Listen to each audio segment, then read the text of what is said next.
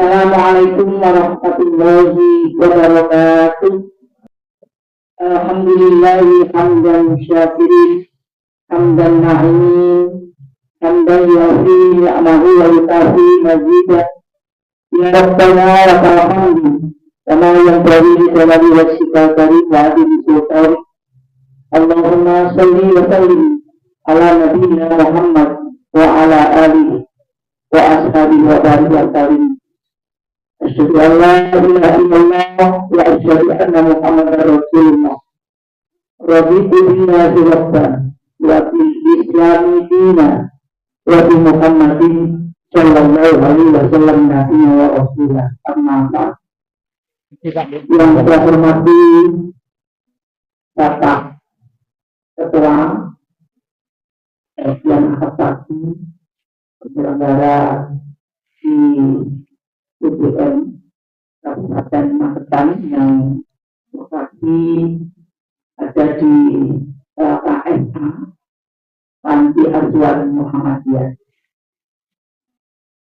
Seluruh jajaran keluarga besar persyarikatan dari struktural maupun dari seluruh anggota para simpatisan.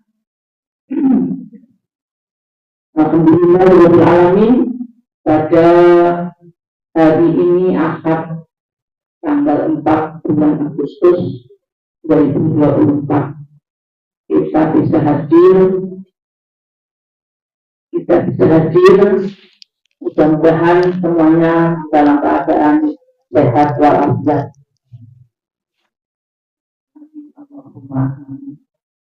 Ibu dan bapak-bapak yang saya hormati, saya bangga hari ini kita bisa bersama. Bapak-bapak memberikan kesempatan yang luar biasa kepada ibu untuk mengambil posisi di depan. Ya, karena biasanya kalau perempuan itu seringkali juga lebih tua.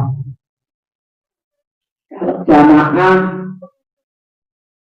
dalam sholat jamaah memang iya, karena itu urusan ibadah dan itu ada tuntunan yang memang sudah dicontohkan oleh Rasulullah.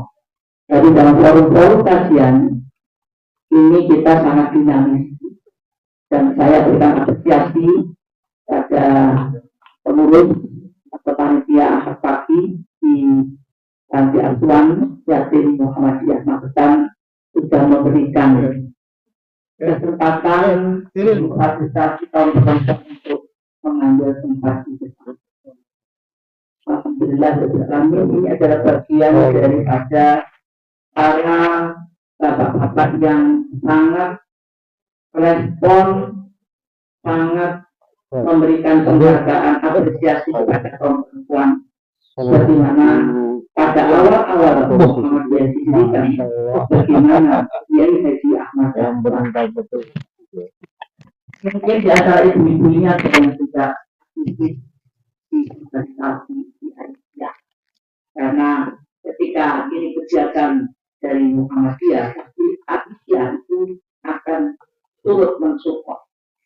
Karena di dalam salah satu apa yang kita lakukan di dalam organisasi bahwa Aisyah kaum perempuan Persyarikatan Muhammadiyah itu adalah partnernya disebut partnernya bapak-bapak nopo konco wingking boten pak, boten konco wingking. Kalau partner itu sama-sama setara bergandengan tangan, ya, bukan berarti bergandengan secara biologis, tetapi bagaimana kita ini memposisikan perempuan dan laki-laki, karena memang ajaran Islam itu di dalam salah satu surat An-Nahl ayat 97, ibu yang biasa bicara untuk memberikan kajian-kajian atau mungkin dari bapak-bapak juga itu pasti sudah hafal. Pensiun tahun berapa? Surat An-Nahl 97. Ribut bu. A'udzubillahi minasyaitonirrajim. Man amila sholihan min dzakarin aw unsa wa huwa mu'minun falanuh iyanahu hayatan thayyibah walanajziyanahu ajrahu bi ahsani ma kanu ya'malun. Sadaqallahul azim. Saya tak buka rekan saya.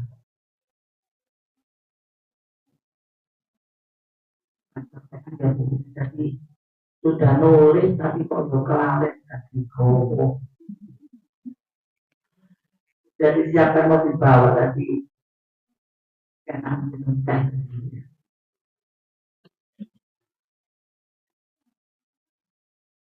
Ibu yang saya hormati, ya, bahwasannya di dalam ajaran agama kita itu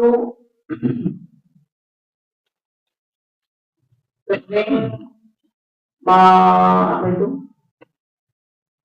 mendengarkan atau mengikuti obrolan-obrolan, diskusi-diskusi tentang perempuan dan laki-laki. Yang kita tahu ada dua istilah di dalam Al-Quran.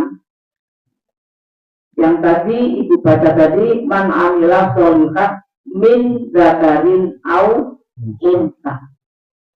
Bahwasanya barang siapa yang beramal soleh, ya. Amal soleh itu ya sama dengan amal sholihan. Barang siapa yang beramal soleh min dzakarin aw unsa, baik dia itu laki-laki atau perempuan. Syaratnya apa bu? Wahwa mu'minun. Syaratnya dia itu adalah orang yang beriman. Maka janji Allah, balanu yanahu hayatan thayyibah, akan diberikan kehidupan yang baik. Hayatan thayyibah, luas makna. Kemudian Allah juga akan memberikan reward, imbalan pahala. Walanaj sucianahu, ada jaza yang diterima. Biasanya maka ya'malu, sebagaimana dia itu melakukan sesuai dengan amal perbuatan. Maka lebih baik biasanya, lebih baik dari apa yang telah dilakukan. Itu tidak dibedakan apakah dia laki-laki atau perempuan. Karena itu, maka kalau di dalam perbincangan kita sering mendengar istilah perempuan itu kodratnya apa sih? Kodrat. Ibu pernah mendengar istilah kodrat? Ada istilah yang lain yang dalam bahasa akademik dikenal dengan istilah gender. Bisa bu? Gender tulisannya gender. Kodrat. Ibu-ibu yang aktif di PKK, di Dharma Wanita, di organisasi-organisasi perempuan pasti mengenal istilah kesetaraan gender. Apa yang dikatakan di dalam Al-Quran tadi itu ada istilah az-zakar, ada al-unsa. Zakar itu artinya juga laki-laki, unsa perempuan. Ada lagi al-rijal dan an-nisa, sampai disebut salah satu surat namanya an-nisa. Wonten surat al-rijal. Ini maksudnya ada diirani. Itu sudah merupakan sebuah wahyu dari Allah berupa nas Al-Quran yang Allah memberikan perhatian yang luar biasa pada kaum perempuan sampai dijadikan nama sebuah surat. Ya, ini bukan kaleng-kaleng katanya anak-anak sekarang, tapi betul-betul perhatian yang luar biasa oleh Allah, oleh firman Allah di dalam Al-Quran tadi. Ada lagi ayat yang lain, Arjalu kawamun ala nisa bima fadlallahu ba'dhum ala ba'dhi wa bina awbadu min awal. Ada kata-kata rijal, ada kata-kata nisa. Rijal itu artinya apa? Laki-laki. Kalau nisa perempuan. Ayat yang pertama saya baca, kalau datang laki-laki. Kalau unsa perempuan. Bedanya nopo. Nah, inilah kemudian para ahli, para akademisi itu membagi istilah itu tadi. Ketemulah istilah namanya kodrat dan satunya gender. Nah, kalau ada orang perempuan bekerja mencari nafkah apapun bentuknya, ada yang jadi pegawai, ada yang jadi notaris, ada yang jadi pelaku bisnis, jual punya toko di pasar dan lain-lain. Itu kira-kira masuk kodrat atau masuk gender? Terus tak? Ya, satu ini itu kodrat. Kalau kodrat itu secara definisi artinya apa yang sudah diperoleh dari Allah langsung. Yang ini tidak bisa ditukar dengan laki-laki. Contohnya ada sekali ibu. Haid, enten kata-kata haid. Yang kedua, hamil. Tapi ada yang menghamili itu. Ada sponsornya. Karena perempuan itu punya rahim. Laki-laki punya rahim, Bu. Tidak punya. Jangan pernah sudah bocor. Bocor agama lama. Artis. Itu laki-laki atau perempuan? Kok tahu Bang? Emang pernah ditahu, pernah diingat ya? Kok tidak pernah jadi viral bocor hamil? Walaupun dia sudah operasi ganti kelamin. Tapi kenapa tidak pernah bercerita bocor hamil? Karena nggak punya rahim, nggak bisa ditaruh mana bayi itu kalau nggak dirahim. Dan ada perempuan itu nggak mau hamil, kok saya nggak mau hamil, capek, nanti saya gembrot, nanti saya kendor semua sudah.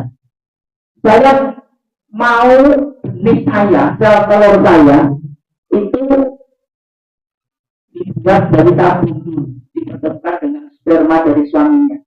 Kalau istri saat ini di tabung namanya inseminasi buatan bayi tabung.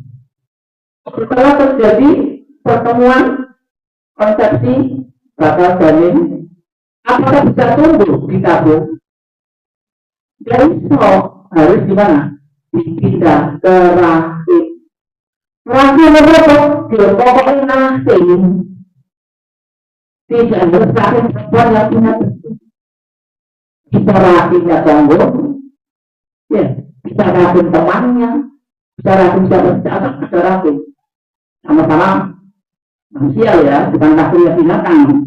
Rahim itu bisa tumbuh. Itu untuk istilah ibu-ibuan.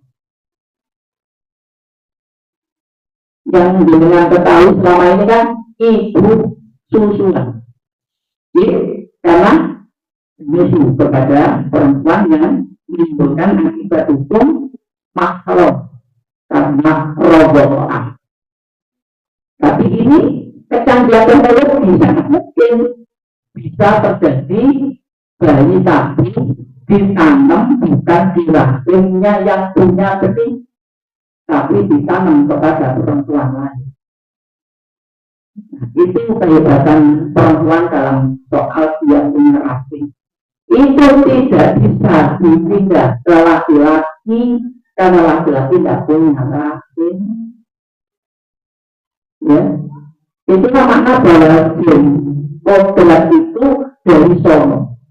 Jadi kodrat itu adalah jenis kelamin, jenis laki-laki dan perempuan yang merupakan anatomi biologis itu kodrat. Kalau perempuan itu haid, perempuan itu hamil, perempuan itu melahirkan, ya tidak peduli itu bayi di sini, bayi di tonggoni, tapi dia tinggal di rahimnya sampai usia kelahiran, kemudian lahir ke dunia, kemudian berikutnya adalah kewajiban untuk memberikan ASI. Ada dua istilah yang ini berkembang di dalam kajian-kajian keilmuan itu, menyusui dan menetek. Apa bedanya itu? Kalau menyusui memberi air susu itu bisa dilakukan bapak-bapak atau ibu saja yang bisa menyusui.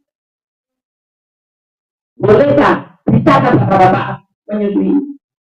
Bisa kalau asinya dimasukkan botol. Enggak kan? Bosan ini kakak kok asi diawetkan di freezer. Kalau ibu yang masih asi, kemudian beliau punya kegiatan keluar, beraktivitas, ya, kerja dan sebagainya, asinya ditinggal. Pak, kok sampai angeti asi ini? Saya kira kulkas yang freezer dimasukkan botol yang steril itu. Nanti dimasukkan botol untuk ngedot itu, hari didemos, hari lebih adem, cair, jadi banyak manjangnya. Itu ASI. Jadi menyusui dengan menggunakan botol itu bisa dilakukan oleh siapa saja. Tapi kalau nanti tidak bisa, itu harus menyusui langsung. Ya. Karena darahnya punya kali darah. Nggak produksi ASI, tapi perempuan itu kodrat. Kalau ibu sudah punya putra yang melahirkan, lahiran, Pak, aku kuatuk, Pak. Tak meleset, apa meleset itu harus ini. Rebahan dia. Rebahan dia itu mau ngantuk aku, tak mulok marah sini. Kok nek bisa mengganti pokok. Mengganti pokok itu kodrat atau gender. Gender ya. Ini kultur, ini konstruksi sosial budaya. Umumnya yang ganti pokok, nyari putrani, dengan putrani ini perempuan. Nopo ini sadar terus gantian dari bapak ini. Sadar, cuma beli pokok gak ngono. Seorang orang ngurusi anak, dia nggak iso, bukan ada yang dulu. Gitu. Nah, saya bersyukur sekarang itu banyak keluarga muda. Tidak hanya ibu siaga, tapi banyak ayah siaga. Saya perhatikan di keluarga saya, mungkin zaman saya dulu dengan suatu nggak begitu. Didikan orang tua itu kecil sih kalau didikanku. Anak saya laki-laki biasa dia putrani, bimbang putrani, itu biasa. Tapi kalau zaman saya dulu nggak begitu. Suami tak pada saya tahu, mau bodoh. Didikan orang tuanya begitu. Oh, jadi kalau anak, yang anak itu misalnya bang lesbian. Ya. Makanya sekarang banyak ayah-ayah siaga yang siap untuk ngomong, ganti yang ngomong. Saya kapan hari itu ke sebuah mall di Surabaya. Nah, saya sama anak saya perempuan. Itu ada laki-laki naik lift, bukan lift, eskalator, gandeng, gendong. Berapa nih? Gandeng itu kami, yang kira-kira umurnya TK, sing digendong pakai gendongan yang sedepan itu ya. Bukan gendongan saya, karena sekarang sudah nggak posting itu selendang itu. Gendongan depan ini, jadi anaknya kayak cepat sepeda, ya. Seperti kalau dibawa kemana-mana pakai sepeda itu. Gendong. Terus saya bilang ke anak saya lagi, sama ya, gendong gandeng. Menurutku nanti saya hanya cuma mancing aja ke anak saya. Itu belum Bisa jadi suaminya itu perannya di rumah kalau dia itu gimana kerja yang mau laptop, ada nggak Bu?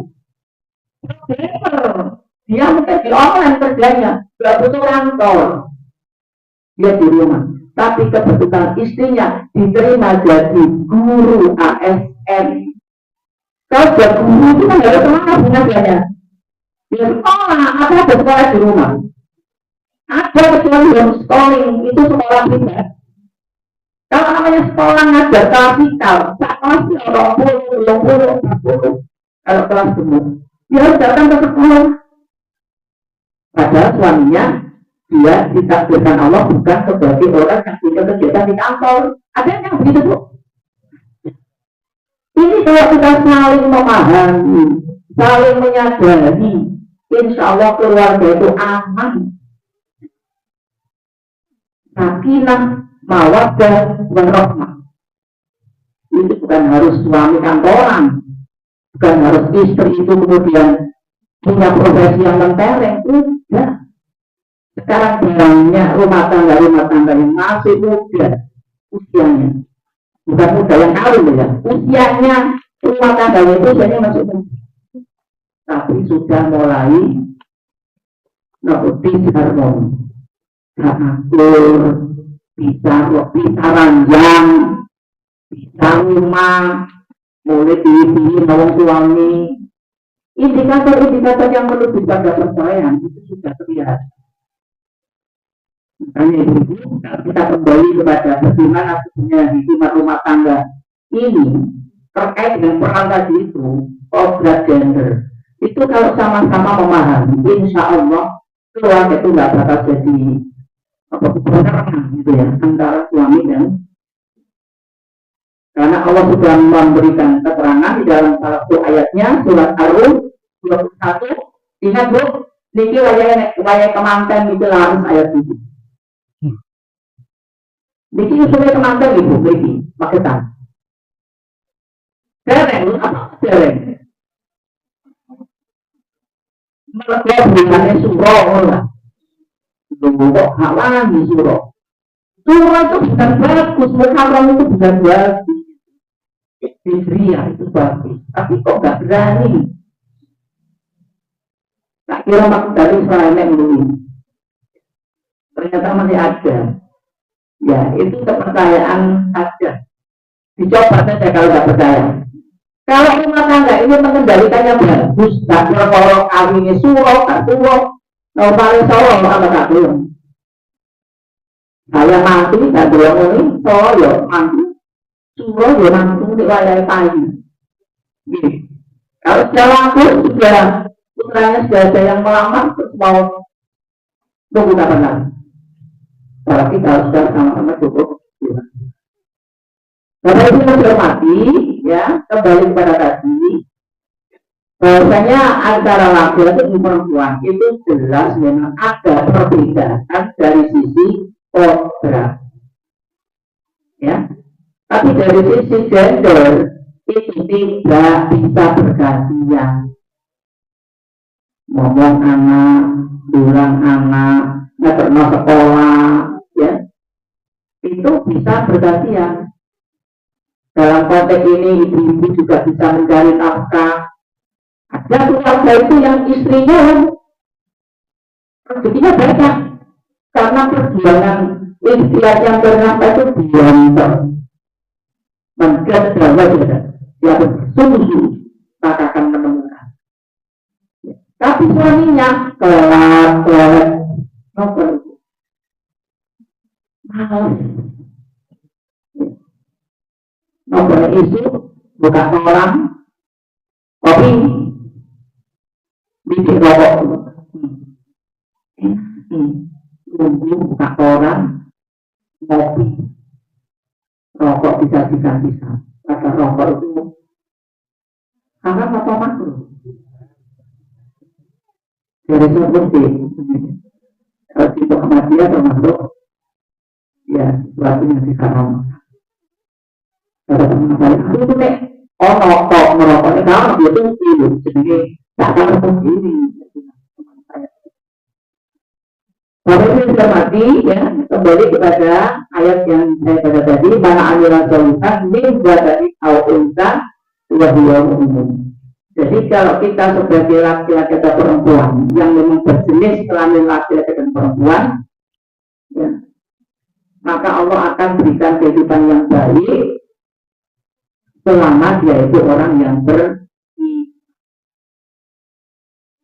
Bapak Ibu yang saya hormati, saya ingin membawa dalam konteks ini bagaimana sih sebenarnya agama kita yang kemudian di dalam organisasi ya yang menjadi partner Muhammadiyah tadi itu ada istilah perempuan Islam berkemajuan.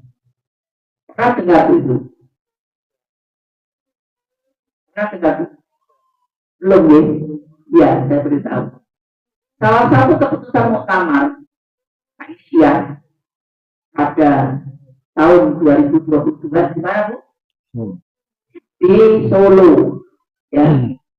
Itu menjelaskan tentang risalah perempuan berkemajuan.